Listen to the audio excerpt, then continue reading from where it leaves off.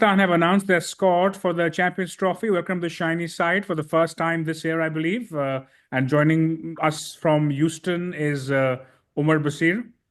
And from Bahrain, we have Imran Aslam. How's it going, guys? Faris, how are you? Pretty good. Getting ready for another cracking year. I think there's a lot of cricket we missed, but I think the idea is with the Champions Trophy now, what, 15, 20 odd days away, it's time to get into it. It's now 16 days to go for the Champions Trophy. Ticket sales are supposedly underway. We don't know if the stadiums are ready, but ticket sales are underway. And Omar, what's the sentiment? Are you looking forward to it, or is this like just another tournament? Definitely looking forward to it. It's a big, the IC, as they used to call it, the mini World Cup, right? This is really all the teams coming together, so it's going to be fun. But before that, there's a tri-series to go and a lot of other cricket happening. So good times. And Imran, as somebody who was probably in the stadium in '96 in one of the games when Pakistan last hosted an ICC tournament, we're actually having a tournament at home, which is a bit insane, given that it's been 28 years. And the guys who never played an ICC tournament at home include guys like Shahid Afridi and Saklan Mushtaq, who debuted within a year of that major tournament. So that's been generations which haven't played an ICC tournament at home. Yeah, it's obviously, I think, a huge thing to get an ICC tournament back to Pakistan. So credit to the PCB for that one. At least we can give them credit for something. So I think it's really good to finally be having a tournament in Pakistan. Yeah. Like So, you said, I was there for '96 World Cup final and a couple of other games. So fond memories of that for sure. You give credit to the PCB. I was wondering which of the boards, because I think we've changed how many in the last few? Forget Yeah, which one. किसी को भी दे दो, चलो किसी चीज okay, का तो credit since the shiny side has been up, we've had three chairmans. Let's put it that way. I think shiny side has shown more consistency than the PCB. But coming up to the squad, right? So unfortunate big news is that Sam Ayub is out and he's effectively out for 4 weeks, so he won't be part of the Champions Trophy. Now this is a provisional squad, so it means that of course there's a possibility that there could be some changes, but I don't know on what basis. I think the deadline is perhaps halfway through the right before the tri-series starts, so there probably isn't a lot of room to make changes. Um, if you look at the squad very quickly, I'll just put it up on the screen. And I mean, yeah. So the squad, a lot of it select itself. There's of course Fakhar Zaman may come back. There's Babar Azam. There's Rizwan. There's Kamran Ghulam, who's a recent fixture. South Shakil comes back. Tayyab Tahir's been around the squad, and Usman Khan is come in an ODI. He's never played an ODI, but he's come back. Then there's Khushdil Shah, Salman Ali Agha, and Fahim Ashraf as all rounders. And then there's Shaheen, Naseem, Rauf, Hussain, and Abrar. So Imran, you first, quick reaction. What do you make of the squad? So my first reaction when I saw the squad was that we do know that the tournament is being played in Pakistan/UAE, and we're going in with one specialist spinner. Yeah. How does that work? But that was for me one of the biggest question marks on this squad. How are we going into a tournament played in Pakistan and partially in UAE with just one specialist spinner in the side? Yeah, absolutely. I think also the fact that again, and even if you only plan to pay one, you need to have one in your squad, right? Because there's an injury. If Abrar Yeah. pulls muscle for out for 3 days, you can't bring in any other spinner. So it's quite a mess. And you have Salman Agha and I mean, he'll be in the 11 anyway. I mean, right? So you need yeah, more than 10 but years of still, overs. I would have definitely wanted to see two specialist spinners in the squad. 100% with you, Omar. Your take on the squad and the spin question? My first impression of the squad was I had to Google just to validate that Khushdil Shah was the same guy who we tried out over the last couple of years and he failed in the T20s. And I was like, yeah, this is the same guy. How is he back? Yeah. So that was the biggest shocker to me was Khushdil Shah being in there and then classified as an all-rounder as well. That was the biggest shocker. On the spin, yeah, I think like Sufyan Mukim maybe, but yeah, I think somebody else should have been included. However, I'm sort of looking at Salman Ali Agha to play a frontline spinner role as well. But yeah, I mean, definitely a few things to chat about there. So look, I think you guys missed the biggest headline for me or the biggest shock. That was Fahim Ashraf. So I didn't even realize this guy's still in the mix. But so Fahim Ashraf last played for Pakistan in 2023, so like maybe 18 months ago. The bowling average in ODIs is 46, and his batting average is 12. Had it been the other way around, I would have been super excited, but it's not. Right? So on what basis he's come back, I'm not sure. Now, PCB, and we come to Khushdil as well. PCB is suddenly mentioned referencing BPL stats, not the Big Bash, but Bangla Premier League, right? So this is essentially on a good day, it's a tier 2 T20 tournament. So it's the wrong format and it's not the right quality of cricket either. And Fahim Ashraf had in 11 games, has 20 wickets and the average of 13. But he got 5 of those in one game. So I'm not sure how good his stats look if you take that one game out of it. Again, Imran, does it make sense to somebody who has Not at all. a So ODI record who's I was tried and tested? I was wondering what's the basis of getting these guys back. So at least now I know what the basis is. Whether the basis is flawed or not is a different question. But okay, we know why Fahim is back. But like you rightly said, right, it's a totally different format, and obviously it's not tier one league as well. So in my opinion, it doesn't make sense at all. Fahim has been an utter failure in ODIs. I don't see how he comes back into the 11 right now. By the way, I checked before the show, even his T20 stats for Pakistan are not so good. I think we still have somewhat better memories of him, perhaps for Islamabad United. But at the international level, his stats are not so good. Omar, your take on Fahim's inclusion? So I think what's very clear is the selectors have been trying to get a fast bowling all rounder in the team for a while. I think Amir Jamal was pushed into the squad for the last series or two, and even him, I don't think was justified making it to the squad, right? So I think. So what's clear is they're shopping for a fast bowling all rounder, right? So Amir Jamal failed, and then really when you look around the domestic circuit, I don't think there's anybody who puts their hand up.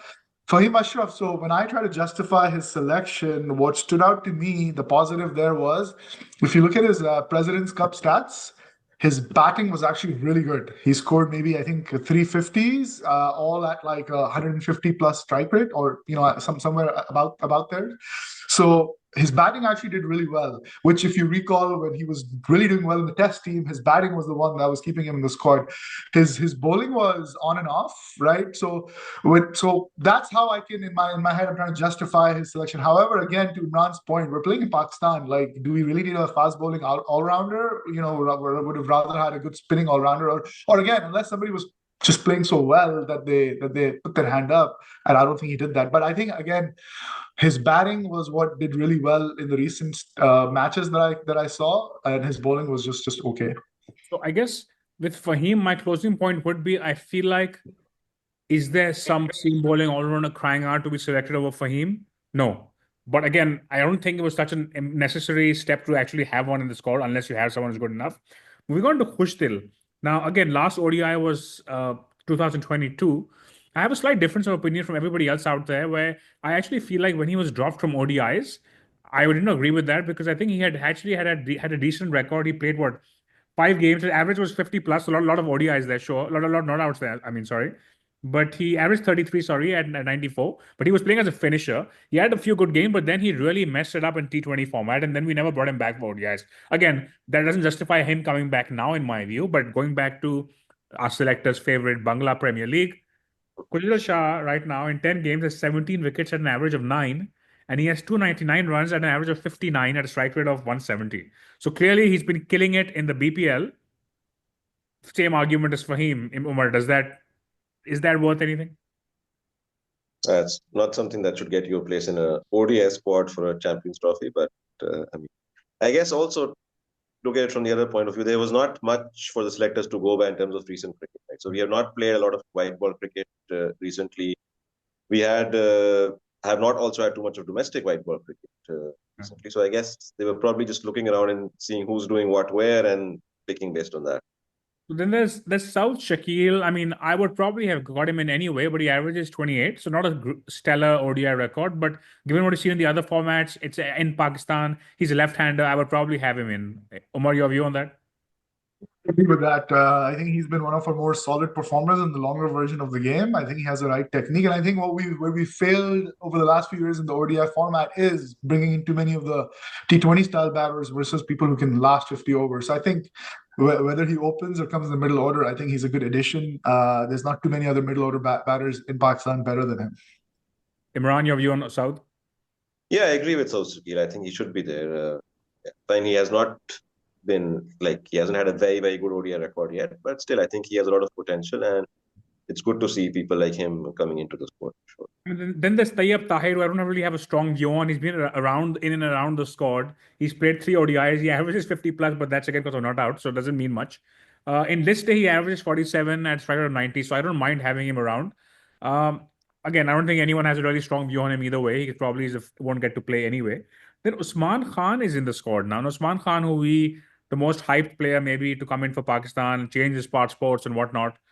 And he obviously did not do so well in the T20s. Now, I would probably rather have someone like a Muhammad Haris who's as a backup wicketkeeper, or even like a Hasibullah or somebody like that. They are much more explosive kind of guys. Imran, what's your view on Usman Khan? Yeah, I don't see again how he comes into the ODI 11.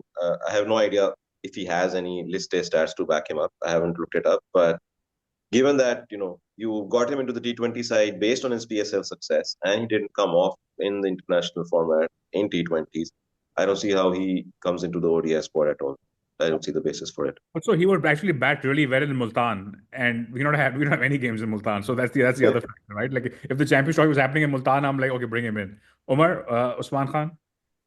Yeah, I don't think there's much more to add to that. I don't think there's enough good data points to justify it. It was just one good PSL that even, we were debating whether he makes the T20 international squad, which again, I think was not a Wouldn't have made shocker. for me, and it's on record on Shiny Side, yeah.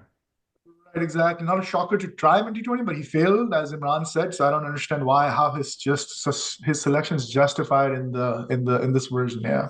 So if I look at this another way now, so we've been a bit critical of the question marks, right? But I don't think it's all that bad, and I'll tell you why though. So if you look at the squad for a second, if you look at the recent 11 Pakistan played, so the guys in light blue are the ones who are not there. So Saim and Abdullah are not there. But if you look at it, out of the team that actually won 3 back-to-back series, we still have 8 guys, right? So we have like, I guess you could say Babar, Rizwan, Salman, and even Kamran Ghulam somewhat are kind of locked in. And then you have Shaheen, Naseem, Rauf, and Abrar. So it's about how do we fit in the guys around them? And that's, I think, something which we need to figure out the right way. Because I still feel like we have a decent core, but I guess the backup is pretty poor. Guys, one more So question. obviously, Fakhr comes in here. Yeah, so we will in place talk of about that Zion. in a minute. But while before Yeah. that, Irfan Niazi not making the squad. Now his ODI record is average, but I feel like given the amount of investment we made in him, and I feel like what he's shown at the international level in T20s perhaps, and he even has a 56 ball 100 in the last domestic Champions Cup they had, right? So Omar, your take on Irfan Niazi? I like given the lack of options at 6-7, unlucky to miss out. My spot. I like what I've seen so far. He's come in, he usually comes in when there's not too many overs left, but he's done well actually. He's done well. He shows some maturity as well. So I think, yeah, again, I think the selectors opting for all rounders, I think is what maybe went against him, but I still see him around the squad in the future. Imran, your view on Niazi? Yeah, I mean, so we replaced him with Faheem Ashraf potentially, so can't really say much more there. I guess the other thing, guys, is that if you look at how our 11 shapes up, right? So it's actually quite interesting at the moment because you said we'll bring Fakhr in, and that makes sense. Now, if you look at how our 11 is looking right now, the challenge here is that Pakistan, the way they played the last they've had some good success, right? And the way the 11 was set up, we essentially went in with 4 frontline bowlers, and then we had Saim and Agha Salman doing the 5th ball alone. Now, in that same structure, the second you take Saim out, the problem isn't just losing your best batsman; it's also losing your 5th/6th bowler. And I feel like to be fair to the PCB with guys like Khushdil and Faheem, that's what they're trying to do. They're trying to get someone in the top 7 who can give you at least 5 to 7 overs, right? So I get what they're trying to do. Were there better options than Khushdil or Faheem? Maybe. But structurally speaking, Umar, do you understand where they're coming from? The balance in the squad, and then that's I think where a lot of people obviously felt Saim's loss at the top of the order, but he's actually been really good with the ball. In a couple of games, he actually bowled his 10 overs and he gave away like 30 odd or something, right? So I think his bowling has been a big has had a big impact. So I think losing him as an all-rounder is what now the balance has totally gone off, and that's what I think the PCB is trying to figure out is how do we fill that void. So no, totally makes sense. But as you said, were these the right options? But I think I have more faith in Salman Agha maybe taking on more overs and maybe bowling a full quota with potentially Kamran Ghulam, who's also an all-rounder, can maybe do 2 to 4 overs. I don't see him bowling more than 4 overs in an ODI. I just think Kamran Ghulam being a 6th bowler is a bit, it's not good enough. I think he's Imran, what do you make of Abdullah Shafiq being dropped? Now, he got 3 ducks against South Africa. We get it. but I almost feel like his ODI record overall is not as bad. I mean, he's had a pretty poor run in the test format, but given that you lost your other opener as well, and given that there aren't exactly too many options lining up, would you have played him? Would you have dropped him? It's not a straightforward one for me.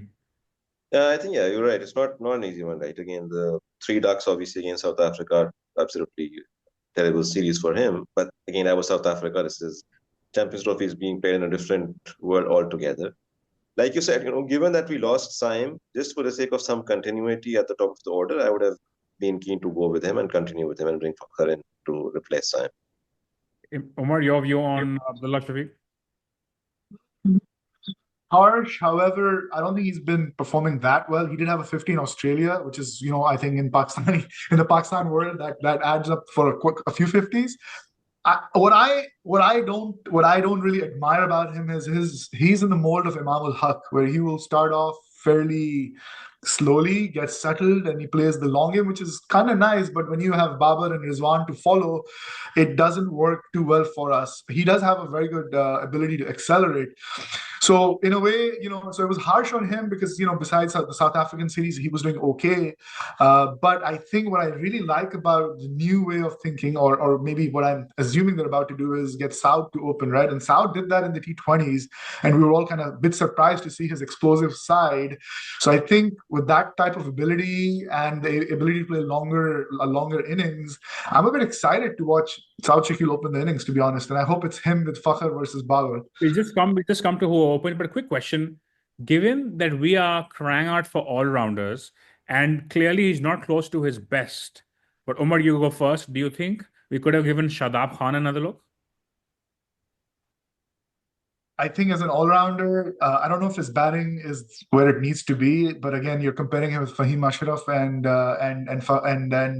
Khushdil, right? So yes, but I think there's been so much noise about that topic and about all the off-field activities, that I think that's what maybe tilted it against him. Again, I don't think he has had any good performances in the President's Cup. I don't know if he even played that. I don't recall any stellar performances. Whereas maybe they had a data point with again, we don't know if it's a good data point in BPL for Khushdil, Faheem Ashraf in President's Cup. So yeah, I think that may have worked as a spinner, especially over Faheem Ashraf. But I don't think there was any data points for them to go back and say this is why he's back. Imran, your view on Shadab? Yeah, I think I tend to agree with Omar, right? There's no real reason to call him back, right? I mean, you can argue about the dropping or not, but there was no really justifiable reason to bring him back right now. So let him play the PSL, see what comes out of it, and then take it from there. So, Omar, I was going to come to who should open the batting later. You clearly played your shot. You believe South should be at the top of the order. Uh, I think there's pros and cons on both sides. South has never opened the batting in List A. He's never been batted in the top four, I believe. Having said that, he opened for Quetta with some success in the PSL. And I guess also the other factor is I mean, Fakhr's also left-handed, so I'm not sure him being at the top as a lefty is a plus. But uh, he will be playing on wickets in Pakistan. The ball won't do a lot at the beginning of the innings as well. So Omar, you're clearly convinced that Saud is the way to go. Yeah, for sure. I think that's where he has a better chance of success. He'll be more orthodox on these pitches. I mean, as long as you have a good array of strokes, I think you can do really well. Imran, the selector mentioned that it's either Saud or Babar. I guess Rizwan would have been another option, but maybe he's captain, so he said, I'm not going to open the batting. Which way would you go? I mean, I don't think I would bring Babar up to open innings, right? I mean, Babar has a very good record batting three in ODIs, and I would keep him at three. You don't want to shuffle arguably your best batsman around in the order. So I'd keep Babar at three and then bring Saud Yeah, at the top. I think for me the continuity argument is actually really strong because I think if you move Babar, you're just changing too much around, right? You've already lost So, Saim and you've lost Abdullah. So I would keep Babar at three. I would have ideally, in an ideal world, perhaps have someone like a Saim at a four or five because we have potentially two left arm openers, and if we play Fahim or Khushdil at seven, three, four, five, six, all right handers. So if somebody comes in with 10 overs of left arm spin from both ends, Jadeja and Akshar or something like that, then we could really get bogged down in that situation. Um, Now I guess let's just look at the potential 11. So what I'm going to do is I'm going to pull up what I think my 11 should be, and I'm happy for you guys to have a look and tell me what you would do differently. So Imran, you want to go first? I mean, I guess I put up what I think is obvious. Fakhr at the top, then Babar Rizwan, Salman Kamran. Any arguments there, Imran? No, I think those nine are pretty self-explanatory, right? And then who do you fit in the other two slots? So I think Khushdil for the number 7 slot as a all-rounder, what I don't know, batting all-rounder, bowling all-rounder, what do you want to call him. But Khushdil, he gives you a couple of few overs of spin, which again, I think given that you are light on spin in this lineup, you need that in. So I'll bring Khushdil in and then Saud to open with. Omar? I've already stated, so South at the top. And then for my immediately, I would have brought in Tayyib. What I'd like to do in this try series is again get Kamran to bowl as much as possible and see if we can get good 4 or 5 overs from him. If so, Tayyib is my middle order batsman. If not, then we'll have to, bring Khushdil in and see how he can fill it in. But I like Tayyib the batsman. To be fair, while I was inclined to go with Imran and I think Khushdil will be there, Tayyab is higher in the pecking order, right? So the only reason I guess we're going for Khushdil, A, because he's perhaps left-handed, and B, because he can bowl a bit. Otherwise, I think as a batsman, Tayyab is probably ahead in the pecking order. Would you guys consider, again, it's Faheem, but like to make, so Shaheen at 8, in my view, is a bit, tail's a bit long. Shaheen is not as good as he believes he is with the bat. Would you consider bringing Faheem and then, I don't know, sitting Naseem? I mean, I just sound silly saying it, but like, you get my point, right? Would you consider strengthening the batting order, Imran, and keeping one of the quicks out? No, I think no. Faheem with his medium pace on flat tracks, no. I think you need the 3 quicks there for sure.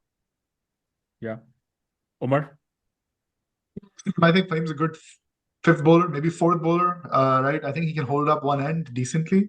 Although I think his bowling ability has fallen in the last year or so. So if the old Fahim maybe would have fit in, but no. But again, having said that, to really, as I think about what you asked, right, Naseem isn't bowling as he used to as well. So that's something to consider. But no, as of right now, I would not drop Breaking Naseem. news. Omar drops Faheem, Naseem for Faheem. Yeah, exactly. I don't think anybody would risk that.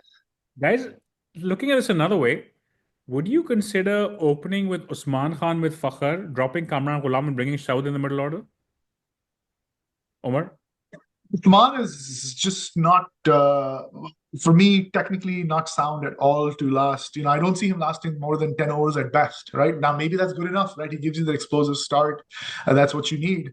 But I think against good quality bowling in an ODI, I don't see him survive too long and have too much success. Yeah. Clearly, I'm just trying to play devil's advocate here, but Imran? I mean, justify him being in the squad, right? If he's in the squad, we got to figure out what to do with him. So it's a good point you've raised. But again, we're questioning him being in the squad. I mean, yeah. See, I mean, if Usman plays, it probably does make sense for him to open, unless you say you bat him as a hitter at 6. But I wouldn't bring him into this 11. Okay. I'd keep Saud there.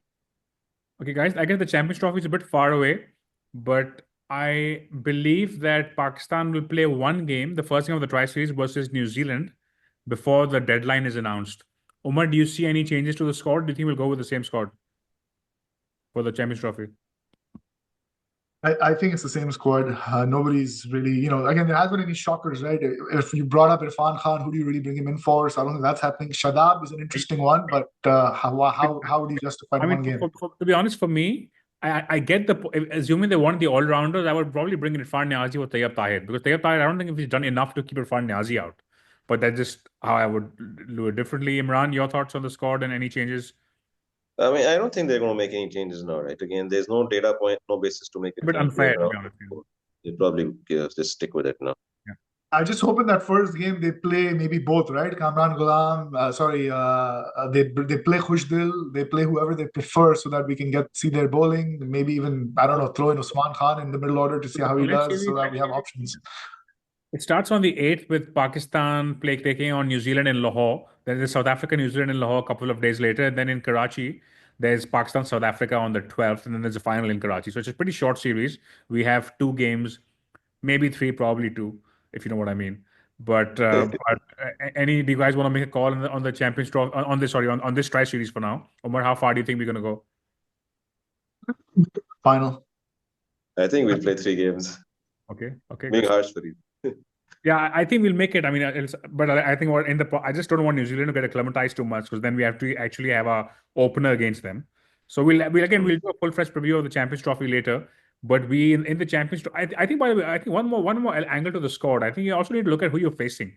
So we'll be facing India, Bangladesh, and New Zealand.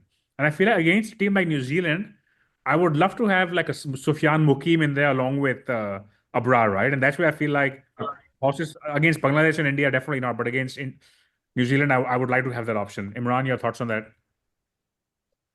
I mean, yeah, so I would like to have the extra spinner, yes. But if you think about it, actually, even against sides like India, right?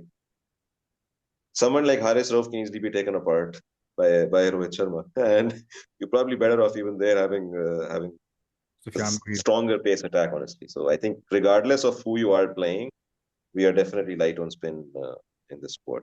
Just a closing note, Omar. I think one thing that's happened recently is I remember commenting perhaps to you that I wish the Champions Trophy was in South Africa because our recent success has been on much harder, faster tracks. Yeah. Our pace bowlers did really well, and now they're going to be playing in Pakistan. And Yeah. I don't know how well they do here. I mean, given it's earlier in the year, this time of the year, I just hope the pitches have a little bit in them, and then we're in the game, right? If these are like your old school Pakistani flat pitches, like where we've lost the tournament before it starts, I think. Not to be too pessimistic, but Okay, guys, good stuff. It's a pleasure doing this after a while, and thank you for being on. Thank you, Faris. thanks, Faris. Those of you watching, if you have a comment on who you would have liked to be in the 15, please leave a comment, and we'll be back soon. In the meantime, stay tuned to the shiny side.